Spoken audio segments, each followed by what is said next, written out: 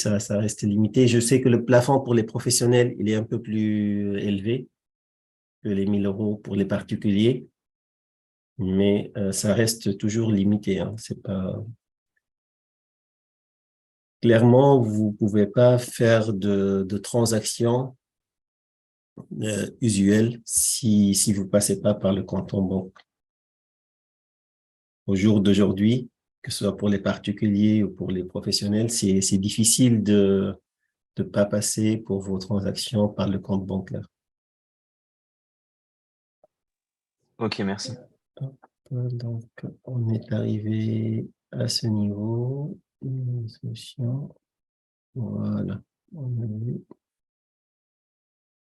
Voilà, on était là, à ce niveau-là pour aujourd'hui.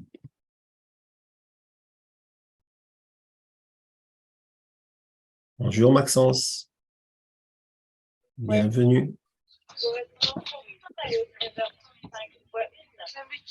Alors, est-ce qu'il y a d'autres questions? Ça va?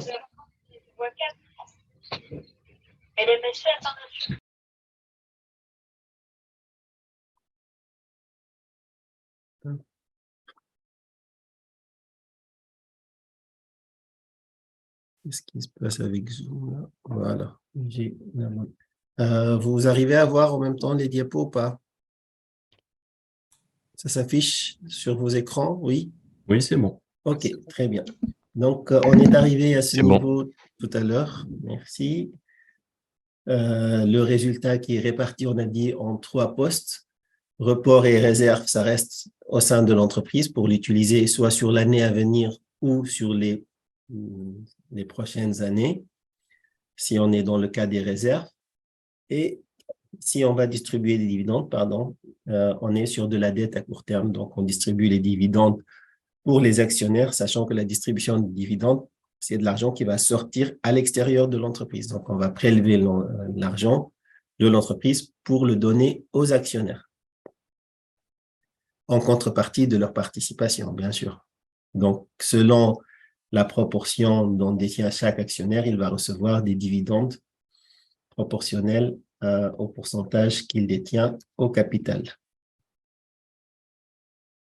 Messieurs, Oui. mais justement, en fait, je voulais savoir si la répartition de la dividende, elle est faite en fonction du statut de l'entreprise ou toutes les entreprises font pareil?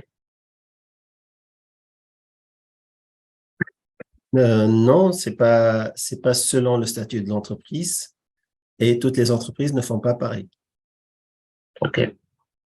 Ça dépend, c'est une décision du conseil d'administration de l'entreprise. Bah, imaginons c'est un SARL. Il n'y a pas un conseil d'administration ou un conseil. En fonction du directeur de la décision, D'accord, ok. du directeur, du PDG, selon le statut juridique, mais c'est une décision intrinsèque à l'entreprise, D'accord. interne à l'entreprise. Ok, bah, très bien. Il n'y a aucune obligation légale pour distribuer ou pas des dividendes.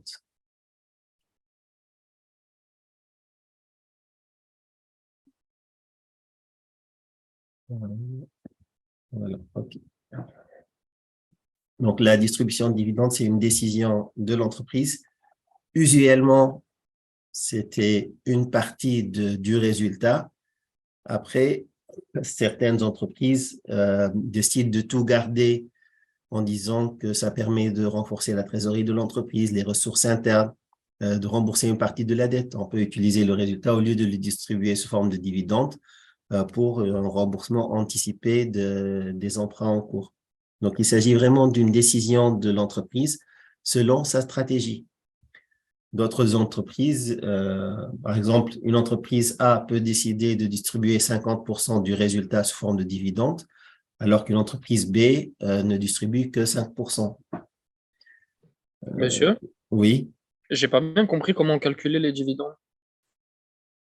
les dividendes, j'ai dit, c'est une décision interne à l'entreprise. C'est les managers ou le conseil d'administration ou le PDG qui décident pour l'année en cours, on a réalisé tel montant de bénéfices, quel est le pourcentage qu'on va donner aux actionnaires? Ce pourcentage, il peut varier entre 0 et 100%. D'accord, très bien. Il y a pas d'obligation légale là-dessus. Souvent, les entreprises distribuent une partie du résultat. Pourquoi? Pour fidéliser les actionnaires. Parce que sinon, les actionnaires, ils vont se dire, nous, on mobilise notre argent et on n'a rien en retour. Parce que normalement, c'est réparti équitablement entre chaque actionnaire. Enfin, si on se base. Oui, pour chaque action, on donne un dividende. Donc, un actionnaire qui détient 10 actions va recevoir 10 fois le montant du dividende. 10 fois les. Ok, donc ceux qui ont pris les plus grosses parts, en fait, recevront forcément de plus grosses dividendes.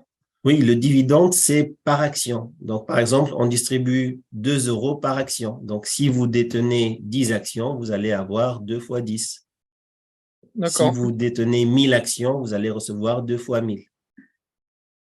Ok, d'accord. Donc, sur chaque action, on va donner un dividende qui est le même par action. Maintenant, chaque propriétaire, entre guillemets, chaque actionnaire, selon le nombre d'actions qu'il détient, va percevoir un montant qui est différent globalement. Le montant total qu'il reçoit, il est différent, mais le montant par action, c'est le même pour tous les actionnaires. Donc, que vous détenez 1000 actions, une action ou bien 100 actions, tout le monde va recevoir 2 euros par action. Vous ne pouvez pas donner à quelqu'un parce qu'il est actionnaire majoritaire 3 euros par action et les autres actionnaires, vous leur donnez que 2, par exemple.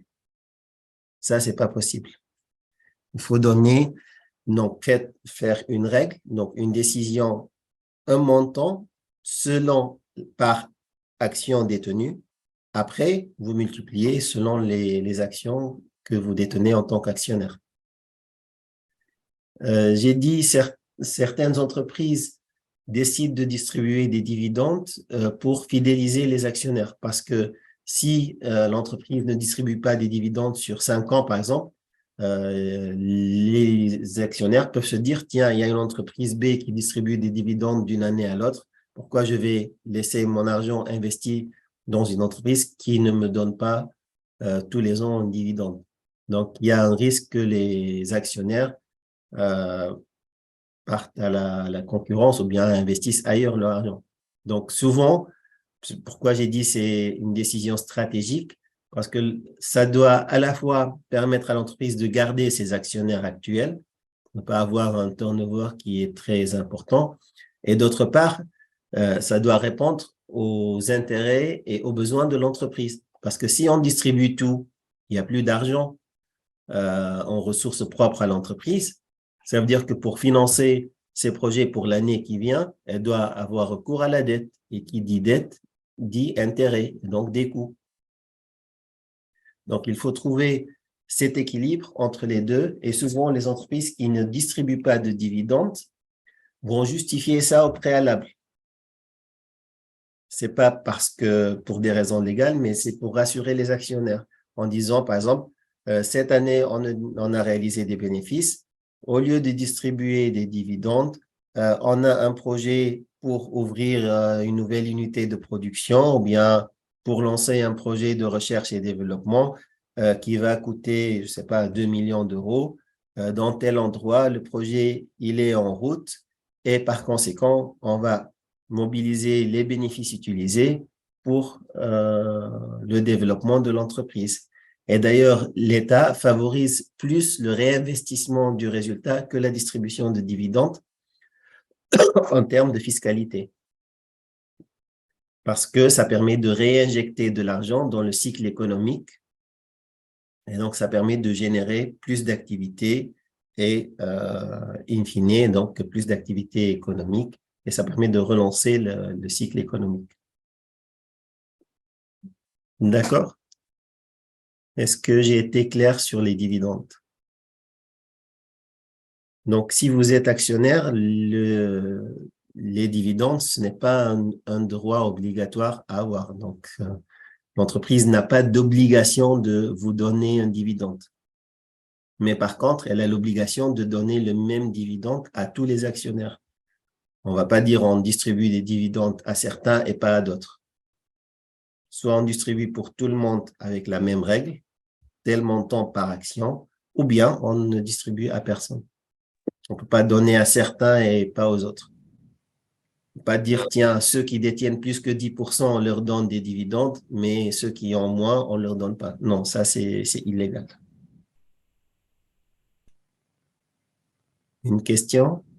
Oui, je voulais savoir si on pouvait être salarié et actionnaire dans son entreprise. C'est Oui, possible? oui, tout à fait. Vous pouvez être actionnaire et salarié. C'est deux choses qui sont différentes. Donc, vous êtes salarié. Pourquoi? Parce que vous avez un contrat de travail avec votre entreprise et que tous les mois, votre entreprise vous verse un salaire en contrepartie de votre travail. Ça, c'est un premier élément. Un deuxième élément, vous êtes actionnaire parce que vous avez acheté des parts dans l'entreprise. Ok. Donc, rien n'empêche des salariés d'être actionnaires de leur entreprise. Et du coup, il peut pas y avoir conflit d'intérêts. Non, non, non. Il y a beaucoup d'entreprises maintenant qui vont dans ce sens, de ce qu'on appelle l'actionnariat salarial. Ok. On essaie, en fait, le but de l'entreprise par l'actionnariat salarial, c'est de fidéliser ses salariés. Clairement, si imaginons que l'entreprise elle a des actions qui valent 100 euros.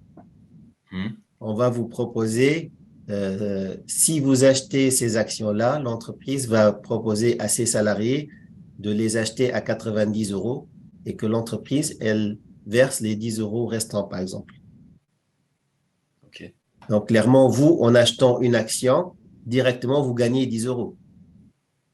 Ça Ouais. permet à l'entreprise d'avoir une relation de fidélisation des salariés et ça permet de maintenir le savoir-faire.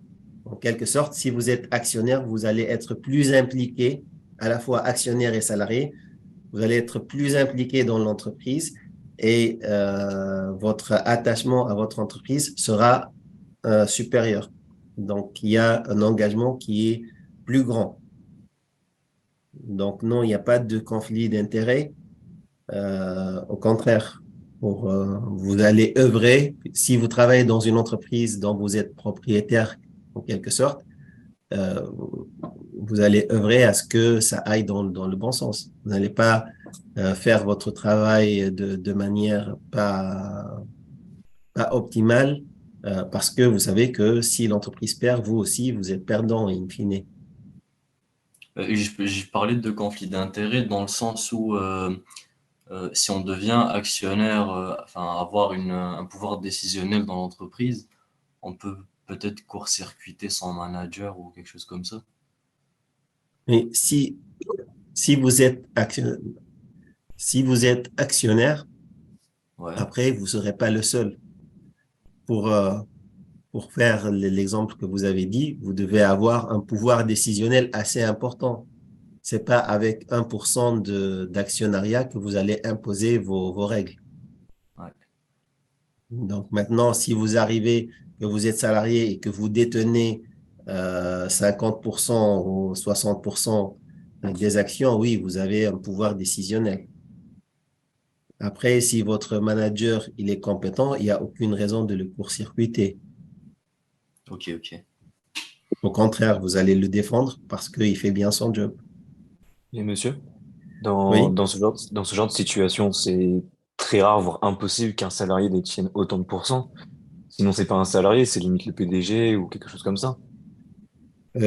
Souvent, en fait, ceux qui détiennent des pourcentages assez importants, c'est les créateurs ou les fondateurs de l'entreprise. Donc, vous avez quelqu'un qui a créé une entreprise, il détient 50% des parts, il décide de développer son entreprise, donc il garde le contrôle en tant qu'actionnaire majoritaire et il fait rentrer d'autres actionnaires pour avoir plus d'argent, plus de ressources propres à l'entreprise. Ok. Souvent, ceux qui détiennent les parts importantes, c'est les actionnaires, ce qu'on appelle les actionnaires historiques, ceux qui étaient là au début lors de la création de l'entreprise. Ceux qui étaient à l'origine propriétaires, vous pouvez être propriétaire de l'entreprise, c'est votre propre entreprise, vous êtes actionnaire à 100%. L'entreprise se développe, il y a une cadence de développement qui est assez importante. Vous voulez suivre les besoins de développement sans pour autant perdre le contrôle. Donc, vous décidez d'ouvrir le capital à l'actionnariat sans perdre le contrôle de votre entreprise. Comment on décide du nombre d'actions d'une entreprise à sa création? C'est selon sur le pacte des actionnaires. Donc, si vous êtes tout seul, c'est à vous de décider. Si vous êtes à deux, donc dans votre contrat d'actionnariat avec le ou les autres actionnaires, vous décidez du montant de l'action.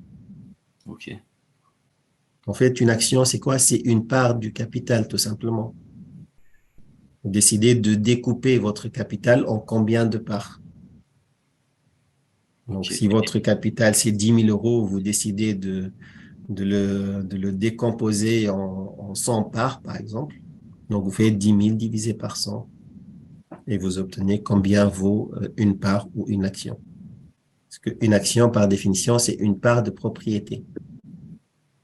Ok. Monsieur, Oui. en fait, c'est quoi la différence entre un actionnaire et un associé? J'arrive pas à distinguer. Un associé, il est là parce que il prend part dans la décision. Vous êtes par exemple un groupe d'étudiants, vous êtes quatre étudiants, vous décidez de lancer une start-up, vous êtes quatre associés et vous êtes actionnaire. Maintenant, sur les marchés financiers, un actionnaire n'est pas nécessairement intéressé par la gestion de l'entreprise. Un actionnaire est là plus pour l'intérêt financier. Il investit de l'argent pour avoir un retour sur investissement. Mais par contre, il a quand même un effet sur le conseil d'administration. Il a un effet sur le conseil d'administration, alors que l'associé, il a plus de présence au sein de l'entreprise. D'accord, ok. L'associé, il est acteur de l'entreprise au jour le jour. D'accord, ok. Alors que l'actionnaire, il sera là, on va le consulter une fois par an ou bien lors des assemblées extraordinaires euh, de manière ponctuelle pour des décisions vraiment stratégiques, mais D'accord, ok. pas sur la gestion courante de tous les jours. Alors que l'associé, souvent, il est là, il accompagne l'entreprise tous les jours, voire tout au long de l'année. Très bien. Bien sûr. Hop. Oui, Mais techniquement, un associé, c'est plus ou moins un actionnaire majoritaire en général. Les associés, c'est plus ou moins les fondateurs, non? oui, Ok. à moins Juste, qu'un associé décide de vendre et de sortir de l'entreprise. oui, bien sûr. Oui. Juste une dernière question. Bon, après, là, ça concerne pas le cours. C'est juste par rapport à la présentation de la diapo. En fait, on voit votre diapo principale dans un petit carré et on voit à côté la diapo suivante. Donc, on voit pas la diapo principale sur tout l'écran. Je sais pas si c'est pareil pour vous, mais on la voit pas entièrement. Ah, non, je suis sur deux écrans, en fait, c'est peut-être pour ça. Oui, peut-être. Et en fait, du coup, ben, j'ai l'impression qu'on voit en fait le second écran là pour le coup. Attends, je vais essayer de faire une manie.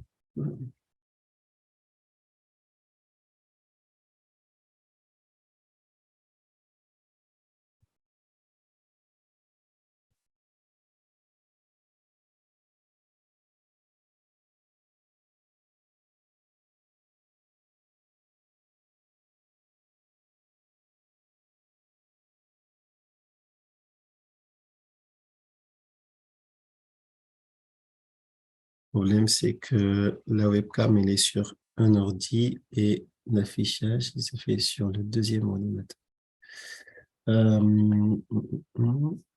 Ici, je Bon, au partage. pire, c'est pas grave, c'était juste une requête de ma part.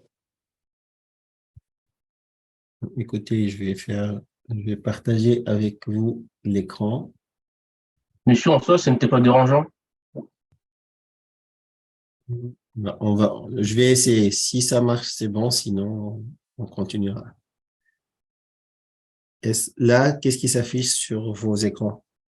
La même chose? C'est la même chose, mais Ouais. c'est pas Ouais, grave. c'est pas On gênant. va. Ouais, mais c'est pas gênant. C'est bon. On finit.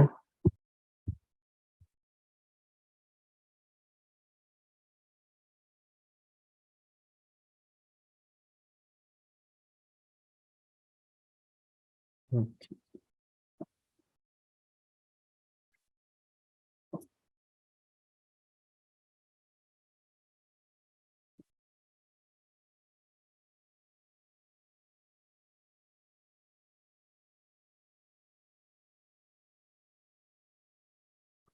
Et là, c'est bon. C'est Oui. bon? Oui, merci. Ok, super. Donc, on va passer à la partie suivante. Dans la partie suivante, on va voir un outil pour se situer entre les actifs, les passifs, les charges et les produits. Et cet outil-là, c'est les numéros de compte. Donc, on a vu... vous voyez le numéro de diapositive qui s'affiche sur vos écrans ou pas? 51, Oui. ouais. Oui, ok, parfait. Donc, l'intégralité de la diapo s'affiche. Très bien. Donc, je disais, on a un actif passif. On a vu ce matin les différentes parties composant l'actif et le passif. Mais la question qui se pose, comment je vais faire pour savoir un compte lambda, est-ce qu'il appartient à l'actif et le passif? Est-ce que je vais apprendre l'ensemble des comptes? Et si jamais j'ai un compte que je n'ai pas vu auparavant, comment le situer? La solution a été apportée par la classification. En fait, on a des classes pour l'ensemble des comptes. Clairement, hop, le bilan, il est formé par l'actif où on trouve la classe numéro 2. La classe numéro 2, c'est les immobilisations. Donc, à chaque fois qu'on a un compte qui appartient aux immobilisations, ce sera la classe numéro 2. Et comment je vais savoir que c'est la classe numéro 2? Puisque sur le plan comptable général, les comptes sont numérotés. Et le premier numéro du compte, c'est celui de la classe. Clairement, immobilisation incorporelle, son numéro va commencer par un 2. Donc, je sais que je suis sur la classe numéro 2. Pour la classe 3, ça regroupe l'ensemble des stocks. La classe numéro 5, c'est la trésorerie. La classe numéro 1 regroupe l'ensemble du passif. La seule exception, c'est la classe numéro 4, où il y a une partie qui appartient à l'actif, qui regroupe les créances, et la partie dette à court terme qui appartient au passif. Donc, clairement, si j'ai un compte, j'identifie sa classe, je connais la place, est-ce que je suis dans l'actif ou bien dans le passif à partir de cette démarche. Et pour le compte de résultat, c'est beaucoup plus facile puisqu'on a une classe pour les charges qui est la classe numéro 6 et une classe pour les produits qui est la classe numéro 7. Clairement, hop, voici les numéros, comment on va avoir. Donc, par exemple, immobilisation corporelle, c'est le compte numéro 20. Et si je reviens ici à mon tableau, je sais que le compte numéro 20, c'est la classe 2. La classe 2, ça appartient à l'actif. Donc, je suis sur cette partie-là du tableau. Pour les stocks, on est sur la classe numéro 3 pour les stocks. Je vais passer ici. Donc, pour les stocks, on a 3 types de stocks. Des stocks de matières premières, de produits finis ou de marchandises. Vous voyez que toujours le numéro, ça commence toujours par un 3. Et je sais que je suis sur la partie stock. Donc, ce qu'il y a à retenir pour le fonctionnement des tableaux, c'est vraiment ces deux diapos. C'est là parce que ça nous renseigne sur la place des classes dans le bilan. Donc, classe 2, 3 et 5 pour l'actif, classe 1 pour le passif et la partie du classe 4, créance qui appartient à l'actif, la dette à court terme qui appartient au passif et classe 6 pour les charges, classe 7 pour les produits. Si vous avez en tête ces deux diapos de schématisation des classes, vous êtes en mesure de déterminer à partir du numéro du compte l'emplacement de votre compte. Clairement, si je vous dis le compte numéro 70 par exemple, même si vous ne savez pas quel est ce compte-là auparavant, directement, 70, ça commence par un 7, c'est la classe numéro 7. Je suis sur les produits. Et c'est le compte des ventes. Je vous le donne. Donc, ce tableau-là qui est affiché ici, dans les exercices, on l'a. Il est donné. On vous donne à chaque fois le nom du compte avec le numéro associé. Ça facilite énormément le positionnement sur les tableaux. Donc, ça nous permet de distinguer entre actifs, passifs, charges et produits. Maintenant, dans la numérotation, si l'entreprise elle a besoin de plus de détails, clairement, par exemple, immobilisation incorporelle, j'ai besoin de distinguer entre les brevets et les droits d'auteur. L'entreprise, elle peut personnaliser les numéros en rajoutant des éléments. Donc, clairement, elle peut mettre dans le compte 201, par exemple, pour brevet et 202 pour les droits d'auteur. Monsieur, Oui, si les catégories si les classes sont personnalisées, il faut bien les catégoriser ou les documenter à un endroit, non? alors les classes ne sont pas personnalisables, les classes sont fixes pour tout le monde, c'est les comptes. Si vous voulez aller un peu plus dans le détail, vous avez le droit de rajouter des numéros. Mais ce qui existe là, vous ne pouvez pas le changer. Vous ne pouvez pas décider, par exemple, numéro 20, immobilisation financière. Non, ça, ce n'est pas autorisé. Le numéro 20, quelle que soit l'entreprise, ça sera toujours immobilisation incorporelle. Si vous voulez détailler encore plus, selon l'activité de l'entreprise, imaginons que l'entreprise, elle a 2 bâtiments. Donc, elle a une usine à Paris et les bureaux à Lille. Pour distinguer entre ces 2 bâtiments, elle peut, dans immobilisation corporelle, mettre 21, rajouter 1 pour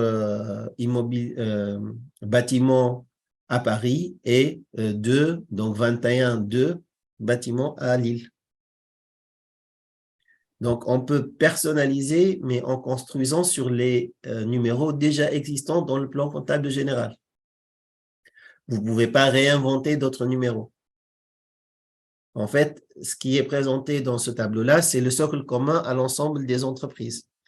Si vous voulez avoir plus de détails, vous avez le droit, mais vous ne pouvez pas changer les numéros qui existent déjà. Est-ce que c'est clair ou pas? Très clair. Merci. Très bien, je vous en prie.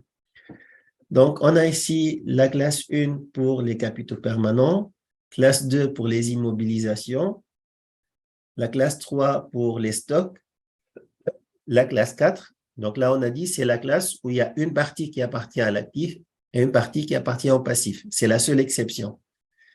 Pour la partie qui appartient à l'actif, c'est les 2 comptes qui sont ici, qui s'affichent, client, le compte 41 et le compte TVA déductible. C'est les 2 comptes qui appartiennent à l'actif. Tout ce qui reste, c'est de la dette à court terme et on est sur des éléments du passif.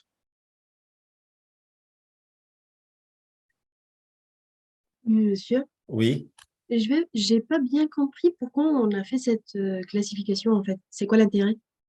L'intérêt, c'est que si je vous dis, j'ai un compte qui est, par exemple, 2601.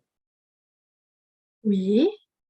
Est-ce que vous pouvez me dire où est-ce que vous allez l'inscrire dans le tableau? Euh, Donc, vous ne l'avez pas vu auparavant. Donc, mais à partir de ce numéro, je vous dis, c'est ouais, le numéro 2601. Donc, ça commence déjà par un 2. ouais, voilà. Il faudra aller dans la classe numéro 2. Immobilisation, ouais, voilà. Donc, 2601, c'est une immobilisation financière. Donc, ça nous permet de savoir que je suis sur une immobilisation financière, que je suis sur l'actif. Ah oui, d'accord, c'est pas 26. Ouais, ouais, Ça commence par un 26, parce que 2601, ça commence par 26. ouais. Parce que si je veux détailler, par exemple, immobilisation financière que j'ai acheté en 2019, je les appelle 2601, 2, etc. En fait, je peux personnaliser ces numéros en rajoutant des numéros à l'instar de la base binaire, quoi. On rajoute des Oui, numéros pour personnaliser selon le besoin de l'entreprise. Et vous doutez bien qu'il y a un large nombre d'entreprises. Selon les entreprises, les besoins sont différents. oui, Si vous êtes une entreprise dans l'immobilier, vous êtes plus, vous avez plus tendance à détailler les immobilisations corporelles, les bâtiments que vous détenez, les terrains, etc. Si vous êtes une entreprise qui est plus dans le secteur financier, ce sera plus les immobilisations financières qui seront détaillées. 26, voilà, 2601, 2602, etc. Voilà, par exemple. Sachant que ces classements peuvent aussi être personnalisés dans le sens où euh, donc je peux mettre 2601 moi selon l'année que j'ai acheté, par exemple, Oui, alors qu'une autre entreprise, elle va mettre 2601 pour la catégorie action, 2602 pour la catégorie obligation achetée sur les marchés financiers. mm, Donc, la personnalisation, en fait, elle permet de s'adapter aux besoins de l'entreprise, mais la lisibilité du compte reste la même pour quelqu'un qui est externe. d'accord. Ouais, Donc, clairement, si je veux enregistrer une voiture qui appartient à l'entreprise, imaginons qu'on est dans le cas d'une entreprise de location de voitures. mhm, Donc, le classement des voitures. Donc, une voiture, c'est une immobilisation corporelle. ouais, C'est quelque chose de tangible qu'on peut mhm, toucher. ouais, Donc, clairement, ça va être dans le compte 21. oui, Comme on est dans le cas d'une entreprise qui dispose d'un parc automobile très grand, c'est son activité, louer des voitures, ouais, elle peut décider de classer ces voitures-là. Elle veut sur ses comptes voir les classements. Elle peut les classer soit selon la puissance, soit selon citadine ou bien ou autre voiture, CIV, SUV. SUV, etc. Selon l'année d'acquisition, pour savoir au bout de combien de temps elle doit revendre cette voiture-là avant Ouais, que.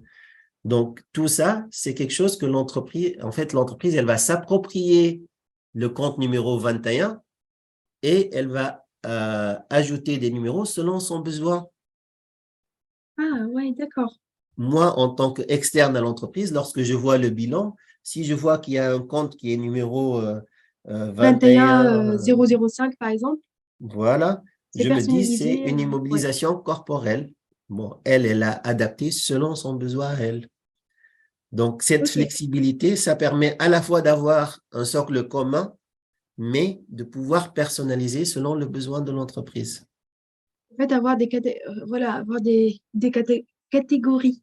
Voilà, Oui, tout à fait. ça marche. J'ai bien compris. J'ai pris en compte l'exemple. Ça va- ça- Très bien. Merci. Et l'intérêt aussi pour nous en tant qu'utilisateurs de ces données-là, c'est qu'on n'a pas besoin de connaître par cœur l'ensemble des comptes, Oui, l'intitulé des comptes. Donc, à partir du numéro, on peut le placer directement. Donc, comme dans l'exemple, on a dit 2601, quel que soit l'intitulé, ça va être dans immobilier le financier. 26, voilà, dans les immobilisations financières. J'ai pas à me poser des questions de bonne ou de mauvaise interprétation de l'intitulé du compte. Le numéro, c'est quelque chose de beaucoup plus fiable que l'intitulé. Oui, c'est mieux. Voilà. Donc, Merci. je vous en prie, très bien. On passe aux autres classes. Donc, la classe numéro 5, c'est pour la trésorerie. Donc là, pareil, par exemple, le 51, c'est le compte courant. Si l'entreprise, elle a plusieurs comptes courants, elle peut décider 51,0, c'est le compte courant qu'elle avait ouvert, je sais pas moi, à la Société Générale. 51,1, le compte courant qui a été ouvert à la Banque Postale. 51,2, c'est le compte courant ouvert en devise dans une banque américaine. Vous voyez, là, l'entreprise, selon son besoin, elle s'approprie ce numéro-là et elle décline en fait les spécifications selon l'usage et le besoin de l'entreprise. Parce que vous imaginez bien que dans le plan comptable général, c'est le point commun où on retrouve tous ces éléments-là, on ne peut pas lister l'ensemble des besoins de l'entreprise pour toutes les entreprises de la France. Vous imaginez si on était amené à avoir des numéros listés comme ça pour l'ensemble des entreprises, ça ferait des tonnes et des tonnes de comptes à connaître.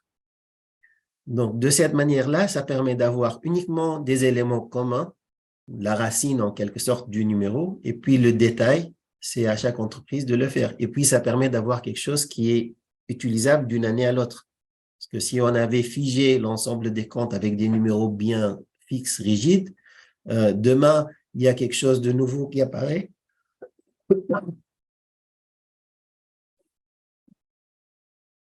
Pardon, je m'excuse.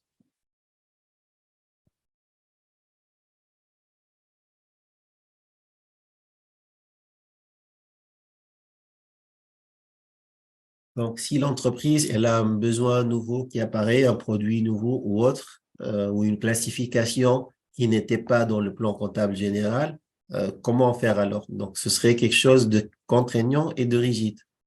Donc, le fait d'avoir ce fonctionnement, on fixe uniquement les premiers numéros et on laisse le choix de l'entreprise de rajouter des numéros par la suite et d'adapter ça à son besoin, ça permet d'avoir quelque chose de commun, de lisible pour tout le monde, et puis quelque chose qui est personnalisable ou ajustable aux besoins de chaque entreprise. C'est ça l'intérêt. Et nous, maintenant, dans le cadre des exercices, par exemple, donc si on a un compte, même si on ne l'avait pas vu auparavant, à partir du numéro, on peut savoir si on est dans l'actif, dans le passif, dans les charges ou dans les bilans, puisque le numéro nous renvoie vers la classe et la classe nous renvoie vers l'emplacement du compte. Donc, j'ai dit la seule classe qui est où il y a une partie qui appartient à l'actif et une partie qui appartient au passif, c'est la classe 4. Sinon, pour tout le reste, voilà, c'est cette classe-là, c'est l'exception, les comptes tiers, où on a la partie créance qui appartient à l'actif et tout ce qui reste qui appartient au passif dans la partie dette à court terme. Tout ce qui est en bleu ici, c'est de la dette à court terme et ça appartient au passif.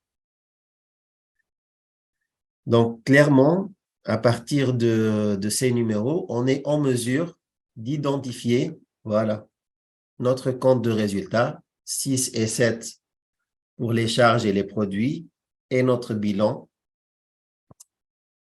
Donc, l'actif formé par les classes 2, 3 et 5, le passif, la classe 1, et bien sûr, la partie de la classe 4, créance qui appartient à l'actif, et la dette à court terme qui appartient au passif. Donc ça nous permet d'avoir en quelque sorte une facilité à poser les comptes, à positionner pardon, les comptes dans leur emplacement. Parce que clairement, à partir de là, si je vous dis par exemple fournisseur, et je ne vous donne pas le numéro, est-ce que c'est de l'actif, c'est du passif, c'est des charges, c'est des produits? On va se poser la question, il y aura des doutes. Sauf que si je vous dis fournisseur, c'est de la dette à court terme, c'est le compte numéro 40, on va directement le positionner ici, sur le passif. Pareil, si je vous dis le compte 51, sans vous donner l'intitulé, directement 51, c'est la classe 5, je suis sur la trésorerie. On est sur un compte courant. 51, c'est compte courant. Voilà l'intérêt des numéros, c'est d'être en mesure de les positionner sur les tableaux comptables et à l'intérieur même de chaque bloc, en quelque sorte, dans les immobilisations, par exemple, Si j'ai deux comptes, le compte 20 et 21, je vais placer le compte numéro 20 avant le compte 21. Dans les capitaux propres, pourquoi le capital social apparaît avant les réserves? Hop, là, le capital social, c'est le compte 101. Il appartient avant le compte 106, les réserves. Pourquoi ça apparaît avant le report? Tout simplement parce qu'on est sur un classement binaire. En fait, là, c'est un 10 auquel on a rajouté un capital social. Donc, ça vient avant le report où c'est un 11. Donc, tout ce qui est 100 quelque chose vient au début. Après, on a 11 reports, 12 résultats, 15 les provisions et 16 pour les emprunts long moyen terme. Donc, comme ça, c'est classé par ordre croissant.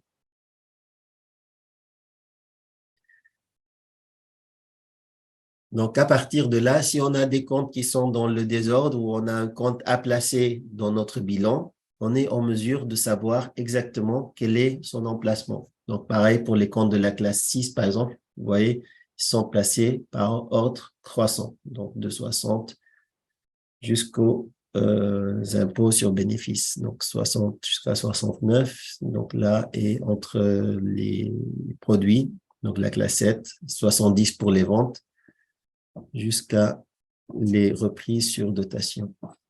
Hop. Voilà pour la classification et la numérotation. Donc, les numéros, c'est quelque chose vraiment qui est là pour nous faciliter le travail et l'usage, l'utilisation de ces comptes-là, sans pour autant être amené à apprendre par cœur tous les comptes. Ce qu'il y a à connaître, c'est telle classe appartient à quelle partie? Est-ce que l'actif, passif, charge ou produit? Si vous connaissez les classes, vous êtes en mesure de positionner n'importe quel compte comptable sur ces éléments. Donc, pour enregistrer les opérations comptables, donc, on a des documents comptables. Donc, lorsque je parle de documents, ça peut être des documents papier si on est sur de la comptabilité manuelle ou bien des logiciels agréés, sachant que pour avoir l'agrément, ces logiciels doivent répondre à un certain nombre d'exigences. Tout d'abord, il faut être en mesure d'avoir de la traçabilité. Et pour cela, qu'on est en compta manuel ou bien informatisé, numérique, on doit avoir la trace des écritures. Donc, une fois que vous avez écrit une valeur, vous n'avez pas la possibilité de l'effacer. Donc, vous avez inscrit une valeur, elle restera inscrite sur la case que vous avez mis. Maintenant, la question qui se pose, oui, j'ai inscrit une valeur, mais je me suis trompé. Qu'est-ce que je fais? Vous allez faire une deuxième inscription dans le sens inverse. Clairement, si vous avez inscrit 2000 sur la caisse, mais il y avait 0, vous êtes trompé en tapant, au lieu de taper 0, vous avez tapé 2. Donc, vous allez corriger l'erreur en ayant dans caisse encore et vous faites moins 2. Donc, clairement, pour corriger l'écriture d'avant. Et en ayant l'historique daté des deux écritures, on se rend compte que c'est une erreur. Vous n'avez pas le droit de barrer une erreur ou bien d'effacer sur l'ordinateur. Déjà, sur le logiciel, si vous faites effacer, ça ne marche pas. Une fois que vous avez validé la valeur, elle reste là. Maintenant, une erreur peut être corrigée si c'est une erreur de frappe, mais on garde toujours la trace de cette correction. Pourquoi? Pour éviter ce qu'on appelle les risques de fraude, ou bien ce qu'on appelle les entreprises qui essaient de maquiller les comptes, qui essaient un petit peu de changer quelques valeurs pour arranger les comptes, pour que ça apparaisse à l'équilibre, alors que ça ne reflète pas la réalité de l'entreprise. Donc, les deux documents qu'on va voir dans le cadre de ce cours, c'est tout d'abord le livre-journal. Le livre-journal, il reprend les opérations dans l'ordre chronologique. Donc, jour par jour, les opérations, tous les flux qui ont eu lieu au sein de l'entreprise sont inscrites, les opérations, pardon, sont inscrites dans le livre-journal. Le grand livre, c'est une sorte de synthèse où on va retrouver le solde des comptes sur ce livre-là. Voyons la présentation du livre-journal. Dans le livre-journal, la présentation, elle va être sous cette forme-là, avec 2 colonnes.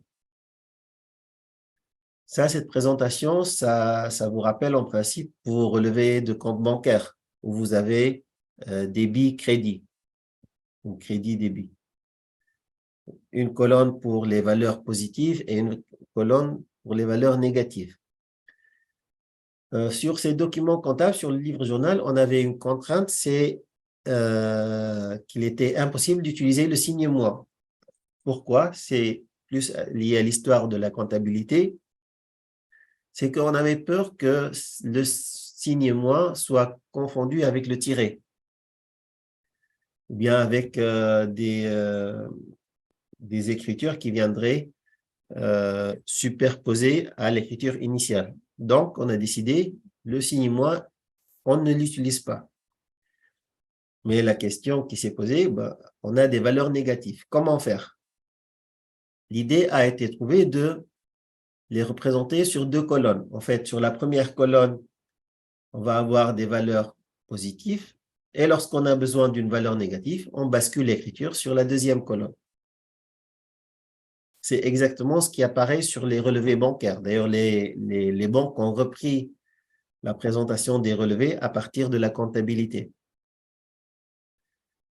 Ceci permet d'éviter tout risque d'erreur. Donc, on ne va pas confondre les valeurs positives et négatives. Donc, à la base, l'idée était dans ce sens. Maintenant, en comptabilité, le livre-journal, il se présente avec 2 colonnes. Sauf que la première colonne, elle représente la colonne des emplois. La deuxième colonne, elle représente la colonne des ressources. Si je revois le bilan sur la partie gauche, la première colonne, c'était quoi? Le bilan, il est formé par L'actif et le passif. Actif, passif. actif et passif. Passif, ouais. À gauche, c'est l'actif. À droite, c'est le passif. En fait, les emplois, c'est actif. Donc, la partie gauche, Les c'est charges. actif, plus les charges. Donc, la partie gauche des 2 tableaux, c'est l'emploi. Donc, si vous dessinez devant vous un bilan et un compte de résultat, un bilan, c'est quoi? C'est actif-charge, un compte de résultat, actif-passif, pardon. Un compte de résultat, c'est charge et produit. Donc, si je prends les 2 colonnes à gauche, ça forme les emplois. Donc, actif plus charge, c'est les emplois. La deuxième colonne, c'est la colonne des ressources. Donc, la partie de droite de mes 2 colonnes. Donc, passif plus produit. Donc, première colonne pour les emplois, deuxième colonne pour les ressources. Voyons la première opération. On a vendu à un premier client des produits pour un montant de 1 000 €. Donc, on a réalisé une vente. On inscrit dans le livre-journal. Donc, on a réalisé aujourd'hui la vente, par exemple. On l'inscrit, le numéro de la facture, l'identification du client. Et donc, sur le compte vente, le compte 70, je vais marquer le montant de la vente, les 1 000 €. Le compte des ventes, c'est la classe numéro 7. La classe numéro 7, c'est un produit. Si je reviens en arrière. Hop. Là, la classe numéro 7, c'est les produits. Et les produits, ce sont des ressources.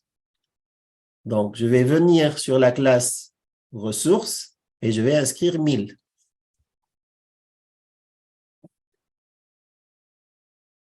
Comme le client n'a pas encore payé, on a réalisé la vente, mais on n'a pas reçu encore l'argent. Donc, on inscrit sur le compte créance client, le compte 41. Alors, le compte 41, c'est la classe 4. On a dit c'est l'exception, la classe 4. Je me pose la question, est-ce que c'est l'actif ou c'est le passif? Je Actif. reviens. C'est de l'actif, effectivement. Hop, ici, je reviens à mon tableau. On a dit le compte 41, c'est de l'actif. D'ailleurs, il apparaît ici. C'est créance client. C'est un élément de l'actif. Et donc, l'actif, c'est de l'emploi ou c'est de la ressource? Emploi. L'actif, c'est de l'emploi, effectivement. Hop. Et donc, je reviens là. Et c'est pourquoi j'inscris 1000 ici. Donc, pour la première opération, en fait, j'ai augmenté les emplois de 1000 et j'ai augmenté les ressources de 1000. J'ai bien un équilibre entre les emplois et les ressources. Si c'était par exemple 41, mais créances fournisseurs, on va mettre ressources parce que c'est passif. Passif. Alors, si c'était fournisseur, c'est une dette au fournisseur, ce n'est pas une créance. Parce qu'une créance, vous recevez de l'argent. Oui. Oui. Donc, si c'était fournisseur, ce serait une dette à court terme envers le fournisseur. Donc là, on serait sur un élément du passif et donc on est sur une ressource, oui. D'accord. Moi, j'ai juste une question. On constate pas la variation de stock là. On ne constate pas la variation de stock. Puisqu'on vend un produit. Oui, Et dans l'écriture comptable, on n'a pas la variation du stock. la classe numéro 3 pour les stocks. C'est juste une question comme ça. Probablement la 3. D'accord. En fait, pour l'état des stocks, on va modifier les valeurs sur les stocks uniquement lorsqu'on va réaliser les inventaires. Ok. Donc, sur les documents comptables, on modifie ça uniquement lorsqu'on réalise des inventaires ou bien lorsque on dit qu'on a acheté des produits qu'on a mis dans les stocks, clairement. Ah, ok. En Ça fait, marche. Mais merci bien. je vous en prie. L'idée, c'est quoi? C'est que, imaginons que vous vendez tous les jours un produit, on ne va pas faire l'inventaire des stocks tous les jours. Donc, souvent, on fait l'inventaire des stocks de manière trimestrielle et une fois par an, on fait l'inventaire physique des stocks. Donc, tous les trimestres, on a l'état des stocks et puis, de manière annuelle, on fait un inventaire physique où on va dans les entrepôts et on voit l'état des stocks. En pratique, c'est ce qui se fait. Qu'est-ce que j'allais dire d'autre? Juste une seconde, pour la première opération, donc vente au client de produits pour un montant de 1000 euros. Donc, on a inscrit le montant des produits. Donc, vous voyez bien que ce qu'on inscrit, c'est des euros. On n'a pas inscrit le nombre de produits vendus. C'est le montant. Ce qui nous intéresse en comptabilité, c'est les euros. C'est le montant de la transaction. La vente a été réalisée, mais pas le paiement. Ça veut dire que vous avez un client qui est venu, vous avez émis une facture, vous lui avez donné la facture, mais il ne vous a pas encore payé. Donc, on distingue entre le moment où vous réalisez le vente ou l'achat et le moment où vous réglez la facture. Oui, il y avait une question? Oui, c'est une petite question, mais c'était juste là, on est en train de parler du livre journal, et le livre d'avant, c'était le grand livre, c'est ça? Oui, Et pour le... Oui. on va le voir après.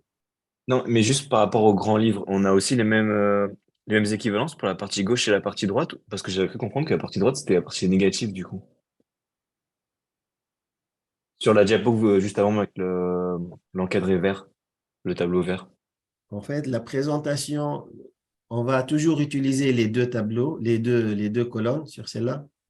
Oui. En fait, on va utiliser les deux tableaux, les deux colonnes, pardon. Ce sera toujours la même logique, sauf que pour les valeurs, pour le grand livre, c'est plus une représentation compte par compte. C'est pas par opération, c'est pas par chronologie. C'est vous avez le compte bancaire, les stocks, etc. Donc l'ensemble des inscriptions sur chaque compte. Ok, mais donc du Bon. coup, ici, on est bien, pour le 550, c'est bien un moins 550. C'est une opération négative ici, c'est on a enlevé de Oui, l'argent. Ok, oui, parfait. oui. Parfait, super. Donc, on est dans le cas, donc, chèque pour le fournisseur Y, donc c'est de l'argent qui a été décaissé, c'est une sortie d'argent. C'est pourquoi on l'a décalé. En fait, L'idée, c'est, au lieu d'inscrire moins 500 ici, moins 550, comme on n'a pas le droit d'utiliser 550, on l'a décalé vers l'autre colonne.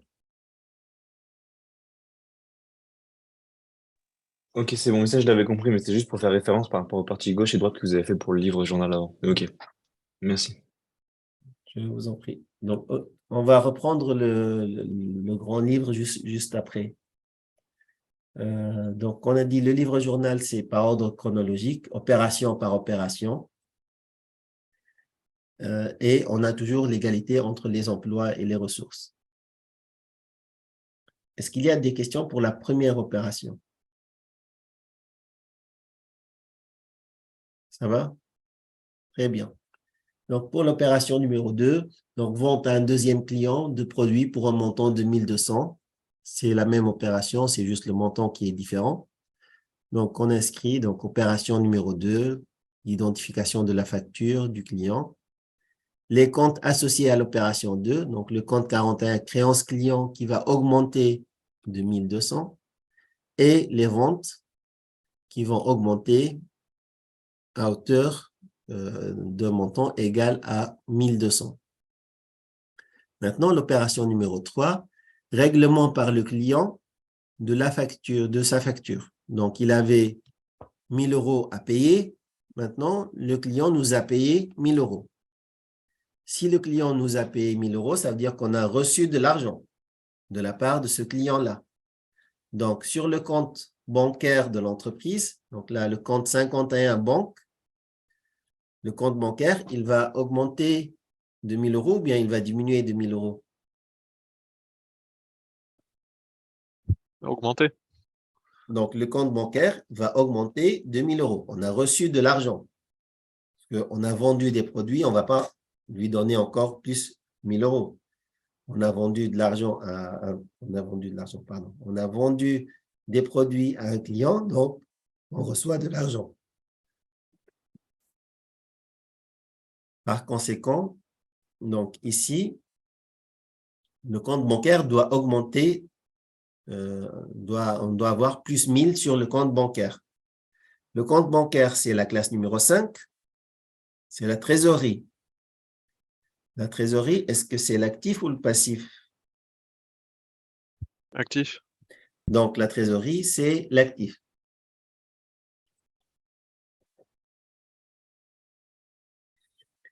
L'actif fait partie des emplois. Donc, par conséquent, j'ai inscrit 1000 sur la première colonne. Maintenant, puisque le client, il a remboursé en fait l'argent qu'il devait, je vais sur le compte créance client et je vais inscrire combien sur le compte créance client? Je dois inscrire plus 1000 ou bien moins 1000? Puisque le client, il a payé moins 1000, effectivement. Donc, en principe, sur le compte créance client, il va diminuer 2000 euros. Créance client, on a vu tout à l'heure que c'est un compte qui appartient à l'emploi. C'est ce qu'on a vu ici. Donc, en principe, j'aurais dû inscrire sur la partie emploi, là, j'aurais dû inscrire moins 1000, ici, là où il y a le curseur. Comme je n'ai pas le droit d'utiliser le signe moins, je vais basculer l'écriture vers l'autre colonne. Donc, au lieu d'inscrire ici moins 1000, je bascule l'écriture ici pour avoir 1000 ici. Donc, cette valeur qui est inscrite à la fin du tableau, en fait, c'est une diminution de la créance client à hauteur de 1000 euros. Monsieur, Oui, mais du coup, c'est une diminution de ressources, du coup?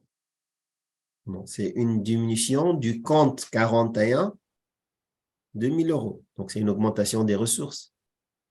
C'est une diminution de l'emploi. Ok.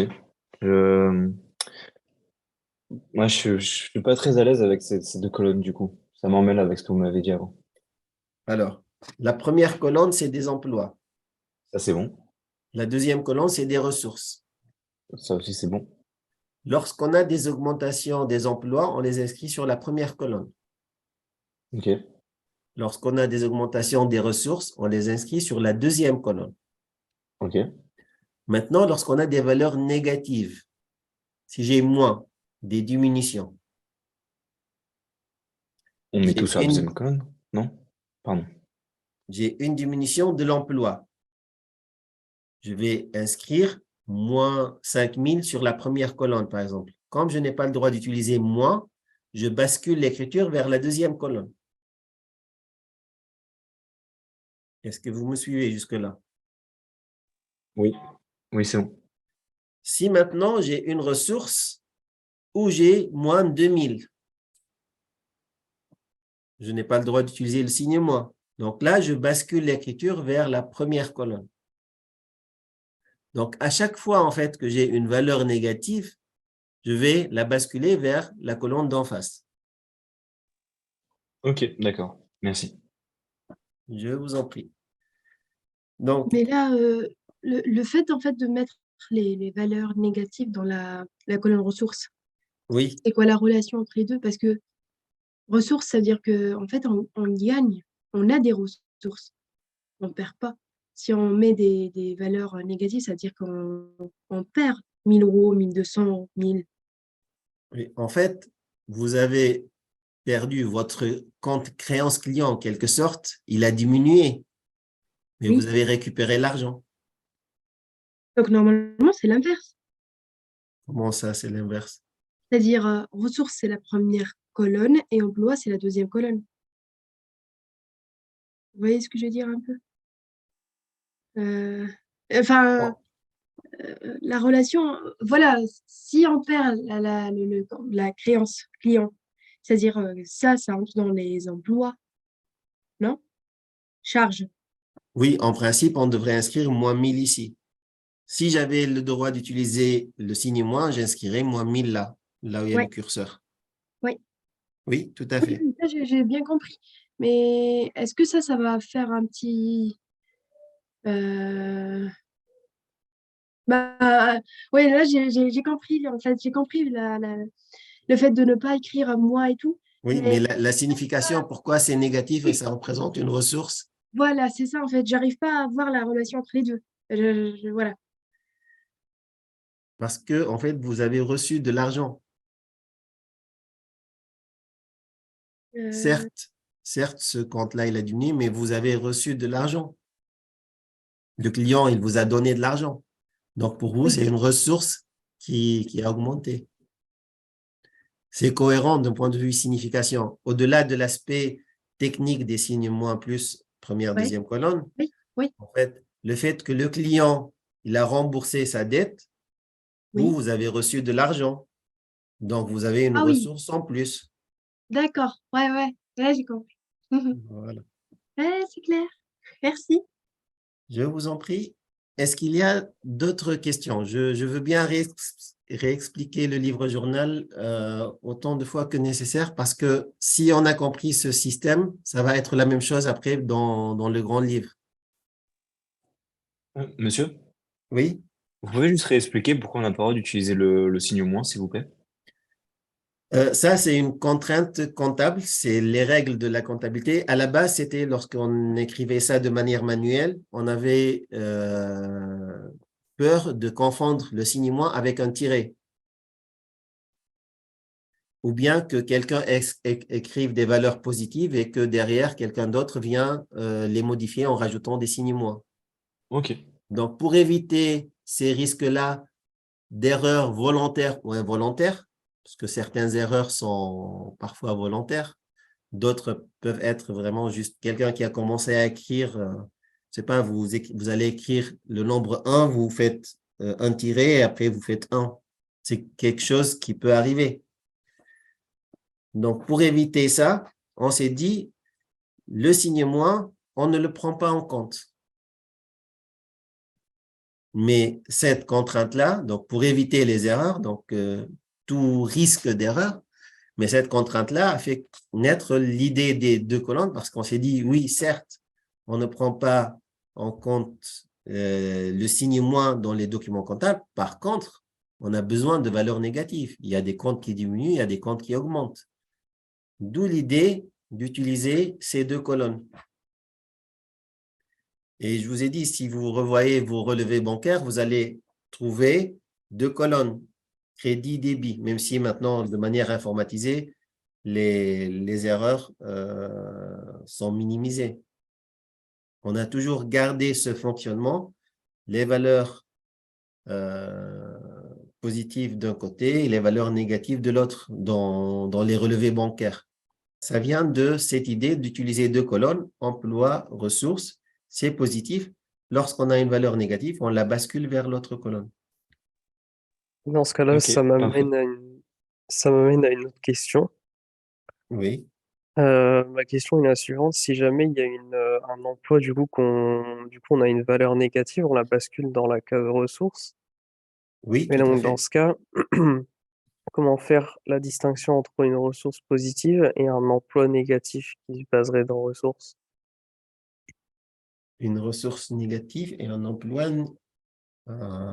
Si vous avez une valeur d'emploi négative, vous la basculez dans ressources. Mais dans ce cas, comment Oui. faire la distinction entre les deux Comment valeurs? faire la distinction clairement entre ce 1000 qui est inscrit ici, qui est une ressource positive, et ce 1000-là qui est un emploi négatif? Exact. En fait, il faut voir le compte qui est en face. Là, j'ai une inscription sur un compte qui appartient aux ressources. Le compte 70, ça appartient aux ressources. Ah, d'accord. Très bien, j'avais pas vu, Donc, c'est merci. positif. Là, j'ai une inscription sur la colonne des ressources sur un compte qui appartient aux emplois. Donc, c'est une inscription négative. D'accord, j'avais pas remarqué, merci. Je vous en prie. D'autres questions? Très bien.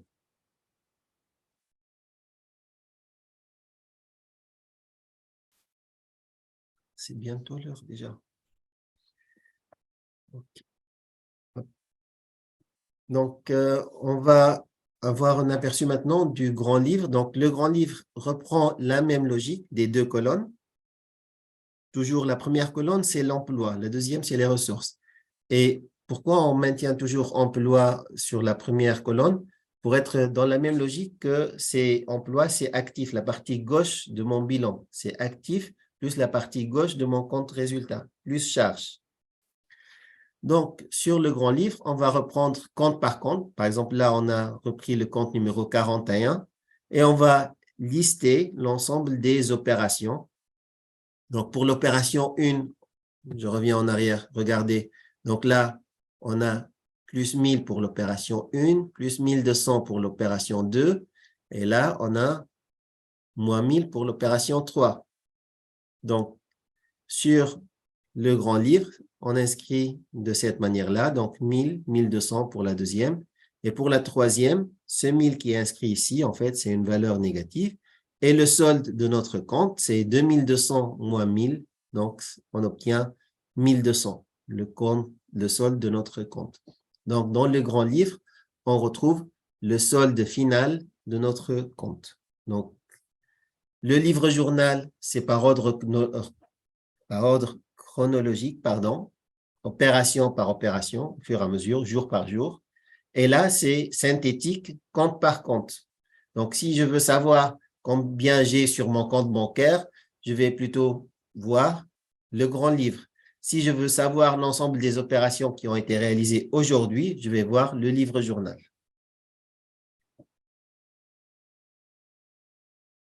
Donc, pour présenter de manière schématique les comptes, donc il y a cette représentation qu'on appelle les comptes en T. En fait, pour chaque compte, toujours dans le grand livre, la première colonne,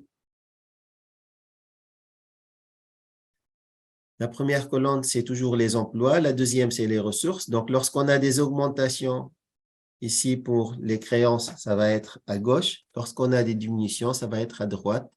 Et le solde, c'est 1000 plus 1200 moins 1000.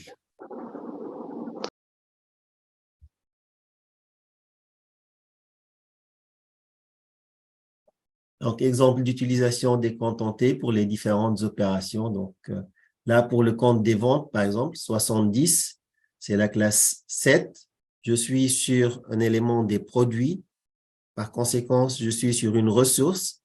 Donc, les ressources, c'est la deuxième colonne. Donc, tout ce qui est inscrit ici, c'est des valeurs positives. Pour le compte en banque, c'est la classe 5, trésorerie. C'est un élément de l'actif. Je suis sur un emploi. Par conséquent, ce qui est inscrit ici, les 1000, c'est de l'argent qu'on a reçu. C'est une augmentation, c'est une valeur positive. Et effectivement, l'opération 3, tout à l'heure, le client a payé, donc on reçoit les 1000 euros. Donc, lorsqu'on inscrit ça sur le compte compté, donc on inscrit plus 1000 sur le compte en banque et moins 1000 sur les créances clients. Donc, une diminution des créances clients, on inscrit ici.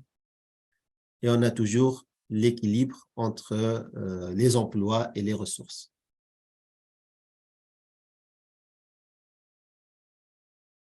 Donc, un moyen mémotechnique pour mémoriser les comptes en T, c'est que lorsqu'on est sur la partie gauche, les augmentations se font à gauche.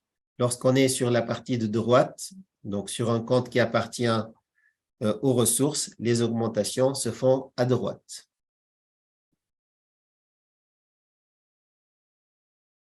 Voilà.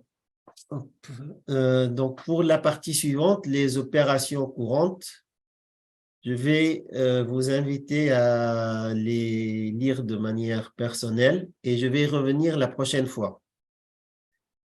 Donc, je vous invite à les lire et à les préparer en fait pour la prochaine séance. Comme ça, ce sera plus facile une fois que vous vous êtes exercé un petit peu sur ces comptes en T.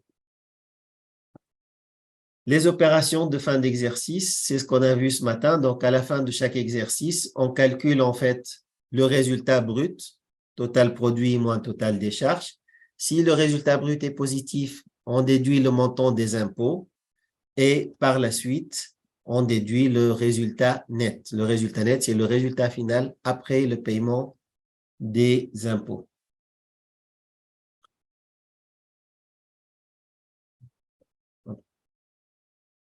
Je vais m'arrêter à ce stade-là pour aujourd'hui.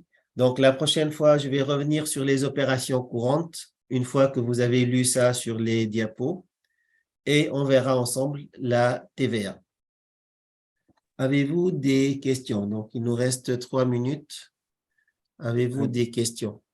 Moi, j'ai une question, mais c'est plus pour My Learning Space. Votre matière, vous, elle se situe dans approche financière de l'entreprise, c'est bien ça? Oui. Ok, parfait, merci.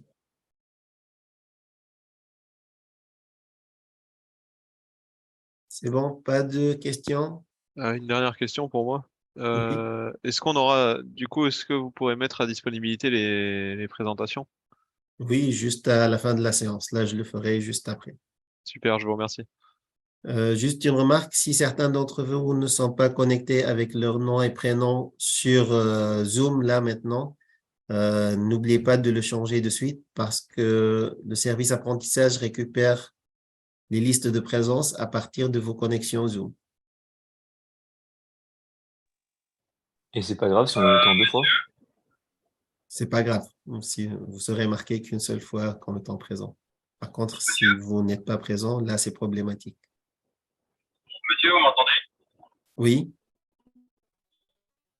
de loin, mais on vous entend. Oui. En fait, pour des problèmes, Noah Dabnel et Dom Béranger ont suivi le cours avec moi. Et du coup, ils ne sont pas connectés sur le lien Zoom.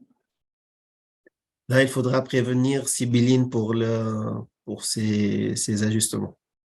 D'accord, ok. Il faudra lui écrire un mail en disant que vous étiez à deux à suivre le cours.